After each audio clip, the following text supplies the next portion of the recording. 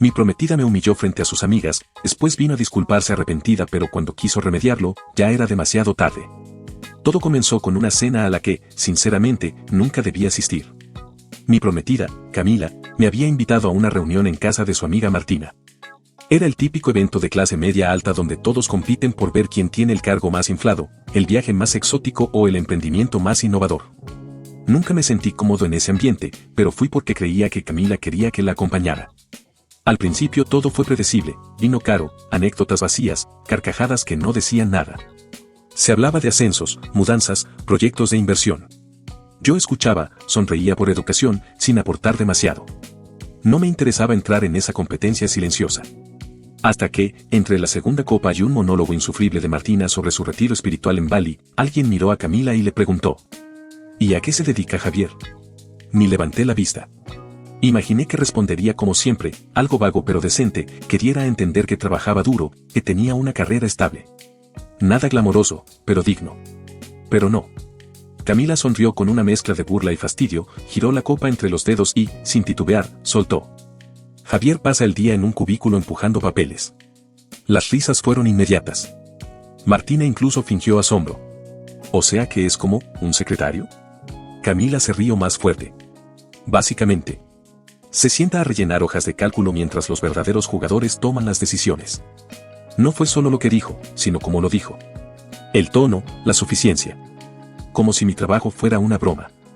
Y lo peor, no fue un desliz. No vaciló ni por un segundo. Esa era su opinión real. Así me veía. Así hablaba de mí cuando no estaba presente. Pude haberla enfrentado en ese momento. Pude haber respondido con algo igual de humillante. Pero no lo hice. Sonreí, tomé un sorbo de mi vino y asentí.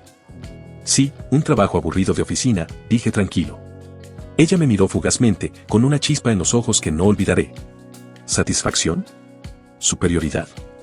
No estoy seguro. Pero esa mirada me lo dijo todo. Camila no me amaba. Me toleraba. Yo era la opción segura. El que pagaba cenas, el que resolvía problemas. Un puente cómodo mientras aspiraba a algo más. Esa noche decidí que no volvería a darle otra oportunidad para menospreciarme. No hice un escándalo. No discutimos. Fui más atento que nunca, cociné, la escuché, la llevé a su restaurante favorito. Me aseguré de que todo pareciera perfecto. Lo último que quería era que sospechara. Lo que Camila nunca se molestó en saber era que mi trabajo estaba por dar un giro total.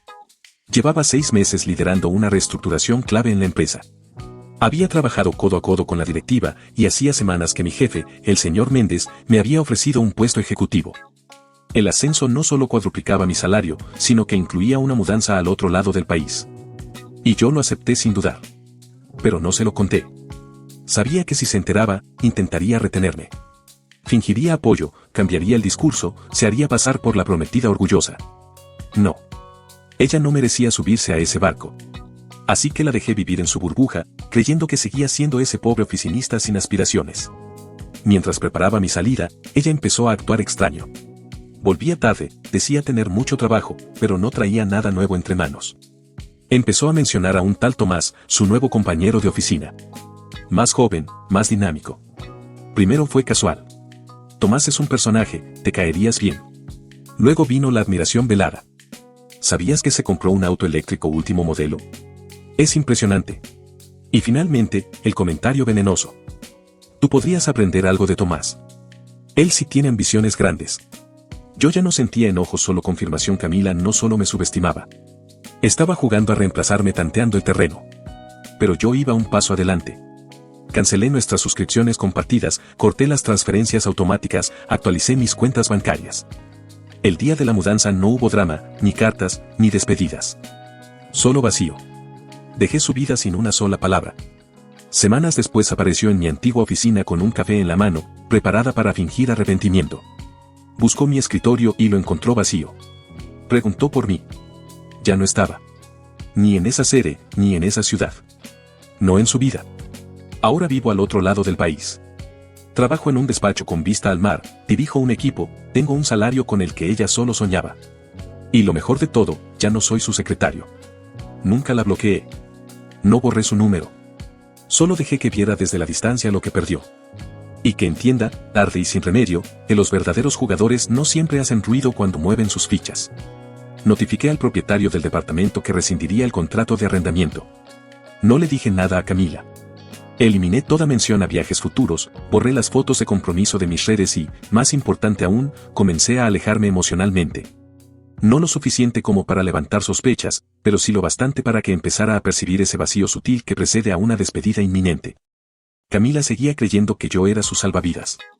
Que podía seguir tanteando sus opciones, coqueteando con su libertad, sin pagar el precio. Y yo se lo permití. Sabía que cuanto más alto se sintiera, más fuerte sería la caída. Una semana antes de mi partida, ya se había relajado por completo. Sus filtros se habían desvanecido. Una noche, mientras creía que dormía, la escuché hablando con Martina entre risas. Javier es un amor, pero vamos, no se va a ningún lado. Así me veía, un punto fijo en su mapa. Un respaldo. Un seguro emocional en caso de que Darío, su nuevo y brillante colega, no resultara ser todo lo que imaginaba. Pero cuando apuestas al caballo equivocado, pierdes. Y Camila estaba a punto de perderlo todo. Esa mañana se despertó sin saber que su mundo acababa de derrumbarse. Se desperezó, revisó su celular como cada día, con la tranquilidad cínica de quien cree tenerlo todo bajo control. Aún pensaba que podía alargar su juego. Que si las cosas con Darío no cuajaban, yo seguiría allí, dispuesto a perdonar, como siempre. Pero esa puerta ya estaba cerrada. Y lo que venía ahora era el derrumbe. El primer indicio fue leve, casi insignificante. Intentó pedir un Uber. Al confirmar el pago, la aplicación lanzó un mensaje: pago rechazado. Frunció el ceño. Volvió a intentarlo. Pago rechazado. Apenas se molestó. Usó su tarjeta personal y funcionó. Problema resuelto. O eso creyó. Camila nunca se detenía a pensar en las pequeñas fallas.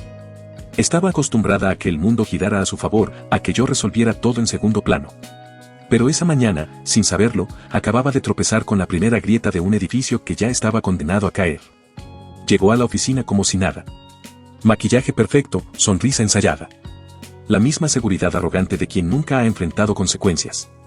Y entonces, en un acto de audacia o simple vanidad, decidió pasar por mi oficina. No por preocupación. No por cariño.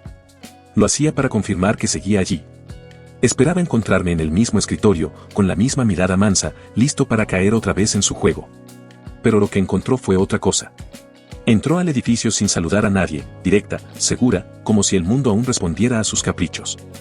Caminó por el pasillo hasta mi antigua estación de trabajo y se detuvo en seco. El escritorio estaba vacío.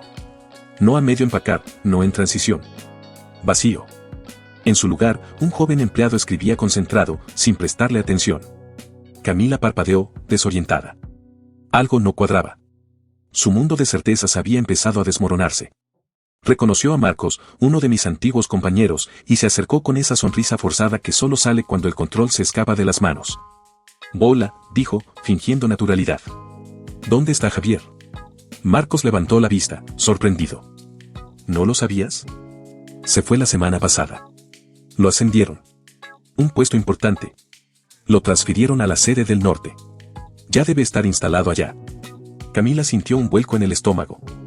¿Cómo que se fue? Sí. Lo promovieron hace tiempo. Estuvo semanas preparando la mudanza. La verdad la golpeó de golpe. Yo lo había sabido todo. Me fui sin decirle nada. Había borrado su nombre de mi nueva vida sin mirar atrás. Buscó su celular con manos temblorosas. Entró a nuestra conversación.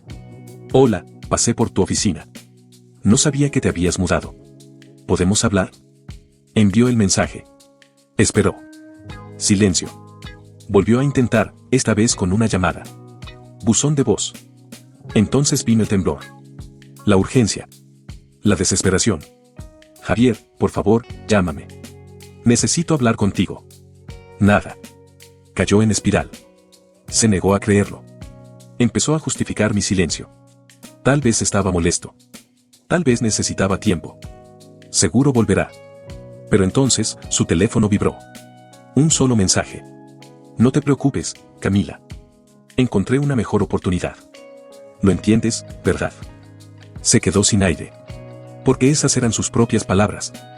Las mismas que una vez me dijo cuando quiso justificar su coqueteo con otro, cuando quiso hacerme sentir pequeño por no ser suficiente. Ahora le pertenecían. Y la herida era real. Volvió a marcar. Otro intento fallido. Un nuevo mensaje: Javier, por favor, no hagas esto. Pero ya no había nada que hacer. Yo me había ido de verdad. Y esta vez, no pensaba regresar. Camila siempre creyó que podía controlar todo, a las personas, las situaciones, las consecuencias.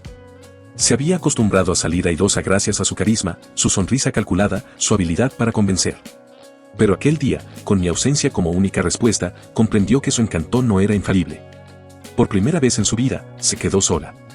Convencida de que, si jugaba bien sus cartas, aún podía recuperar el control, Camila hizo lo que siempre hacía cuando las cosas se tambaleaban: recurrió a su círculo de amistades. Creyó que, con el relato correcto, con algo de victimismo y frases dramáticas, reuniría apoyo incondicional. Que todas correrían a consolarla, a alimentar la idea de que ella era la víctima de una traición inesperada. Pero lo que recibió fue una sacudida brutal. Durante años, Camila había sido la figura central del grupo. La que tenía al novio estable, el futuro asegurado, la vida organizada. La que presumía de cenas románticas, regalos de aniversario y escapadas de fin de semana. Pero ahora, sin mí, ya no era especial. Era solo otra historia de ruptura más, otra chica dejada. Común. Prescindible. La primera en recibir su llamada fue Martina.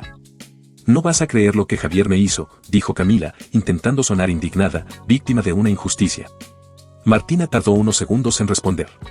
Bostezó al otro lado de la línea. «¿Qué hizo? ¿Al fin se fue?» Camila se quedó en silencio. «¿Qué?» «Vamos, Camila», respondió Martina con tono plano. «Todo el mundo lo veía venir. Lo trataste como basura durante años. Supongo que por fin se cansó». Camila intentó defenderse, tergiversar, maquillar los hechos como solía hacerlo. Pero Martina ya no tenía interés. Y tampoco Silvia. Ni Laura. Ni ninguna. Fue entonces cuando comprendió algo que jamás se había detenido a pensar: ya no controlaba la narrativa. Nadie estaba de su lado. Nadie corría a justificarla. Las mismas amigas que la admiraban, ahora la miraban con la condescendencia con la que ella solía mirar a los demás. Su mundo se desmoronaba rápido. Ya no era la que lo tenía todo. Ya no había estatus, ni envidia, ni privilegio. Porque lo que nunca quiso admitir era que su valor social estaba ligado a mí. No por lo que era, sino por lo que aparentaba conmigo al lado. Camila no era la mujer con una carrera brillante, ni la emprendedora admirable. Era la mujer que estaba comprometida con un hombre exitoso y emocionalmente estable. Yo era su credencial, su ancla. Su fachada de estabilidad. Y sin esa fachada, quedó expuesta. Uno a uno, todos empezaron a alejarse. Porque Camila, sin pedestal, no resultaba interesante. Y lo más doloroso, Liam, el mismo con el que había coqueteado creyendo tener un plan B, perdió todo interés en cuanto notó que ya no había juego, ni competencia, ni trofeo que ganar. Las amigas dejaron de responder sus mensajes. La ignoraban con silencios largos, con respuestas secas, con excusas para no verla. Tenían cosas mejores que hacer que escuchar su versión edulcorada de una caída que todos consideraban justa. Fue ahí, entre el eco del rechazo y el espejo de su propia soledad, que se enfrentó a su mayor miedo: no tenía una vida propia. No tenía carrera. No tenía independencia. Nunca la construyó. Se limitó a vivir en la estabilidad que yo le proporcionaba. Y ahora que esa red desapareció, el pánico se apoderó de ella. Así que hizo lo único que le quedaba. Intentó volver. Primero fue un mensaje. «Hola, te extraño». No respondí. Horas después, otro. «Javier, por favor. Sé que cometí un error. Fui una tonta, ¿podemos hablar?». Lo dejé en visto. Luego llegaron las llamadas. Una tras otra. Para cuando revisé el teléfono a la mañana siguiente, había 32 intentos de contacto. 32 veces que intentó aferrarse a algo que ya no existía. Pero yo sabía lo que realmente extrañaba. No era a mí. Era la seguridad. La certeza. El estilo de vida. Y eso ya no estaba a la venta. Al tercer día, los mensajes comenzaron a disminuir. Finalmente llegó uno último, más desesperado, más crudo. «Javier, por favor. No quiero nada de ti.